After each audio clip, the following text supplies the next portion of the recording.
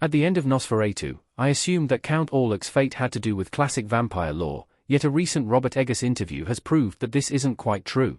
Based on the 1922 movie, Nosferatu, A Symphony of Horror, 2024's Nosferatu tells the story of Ellen Hutter, a young newlywed who is haunted by horrifying dreams. Her sense of dread only worsens when her husband travels to meet a mysterious count, and comes back with tragic news. Since premiering at the end of 2024, Nosferatu has earned strong critical praise. One of the most entertaining elements of Nosferatu is how Eggers combines traditional vampire tropes with the original Nosferatu story. While the movie is full of scares and horror, it also subverts expectations at just about every turn. For example, Bill Skarsgård's Count Orlok is not a bald, pale-faced creature but an imposing mustached man covered in furs. Ellen is certainly Orlok's victim, but she also can't resist his call. Even the end of Nosferatu switches up what audiences expect through Count Orlok's death. I thought Count Orlok was killed by the sunlight in Nosferatu's ending. Orlok's classic vampire death worked. At the end of Nosferatu, Ellen defeats Count Orlok by inviting him into her home and making love to him until the sun rises, after which, he dies. Watching this scene, I assumed that Orlok's death was a result of the sunlight streaming in.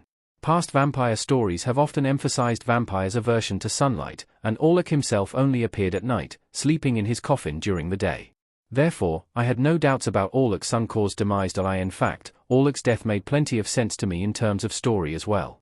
Ellen sacrifices herself for the greater good of those she loves and the city at large. She allows Orlok in as a trick, distracting him enough that he forgets about the time. It is a bittersweet sort of moment, as Ellen must leave behind her loved ones, but also, gets one final chance to feel the pleasure Orlok gives her before they both die. However, it turns out this isn't exactly the case. Robert Eggers explained Count Orlok didn't die from the sun in Nosferatu. How Eggers' explanation changes Orlok's death. Count Orlok looking over his shoulder in the darkness in Nosferatu. It is easy to assume that Orlok dies by sunlight in Nosferatu, but the truth is subtly different. In an interview with the New York Times, Eggers explains that in the original Nosferatu movie, Orlok's death coincides with the sunrise, and Eggers wanted to repeat that magical final moment. However, he makes it clear that it isn't the sunlight that kills him, and in fact, the 1922 movie partly created that myth. It is not the sun that kills Orlok, but the fact that, in folklore, the vampire must be in their grave by the first cockcrow. This minute change in Orlok's death actually says a lot about Orlok and vampires in general. The rule of vampires being averse to sunlight is a somewhat arbitrary myth, as it has little symbolic meaning. It simply implies that vampires are creatures of the night. However, the belief that vampires must return to their grave before dawn is a much more meaningful idea. This hints that vampires are not of this world and are living on borrowed time. As Eggers says, it is the purity of dawn that Orlok cannot handle, not the light itself. Robert Eggers' explanation of Nosferatu's ending changes how I see the movie.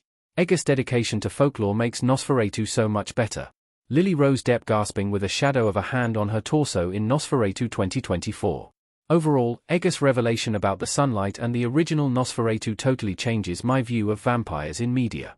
There have been countless iterations of vampire stories, each of which puts its own spin on the blood-sucking creatures. However, knowing that the sunlight myth was accidentally created from a far deeper idea in 1922's Nosferatu shows how these legends can change, and worse, be misinterpreted. Honestly, Eggers' clarification shows how Nosferatu is dedicated to a far older and more accurate version of vampires. Ultimately, Orlok's death is just one example of how Eggers sticks to the original Nosferatu lore, and how that makes the movie better. By defying more obvious vampire tropes and focusing on folklore more than realism or surprise, it makes Nosferatu feel refreshing and authentic. Overall, I'm impressed with Eggers' attention to detail and hope he makes more movies like Nosferatu in the future.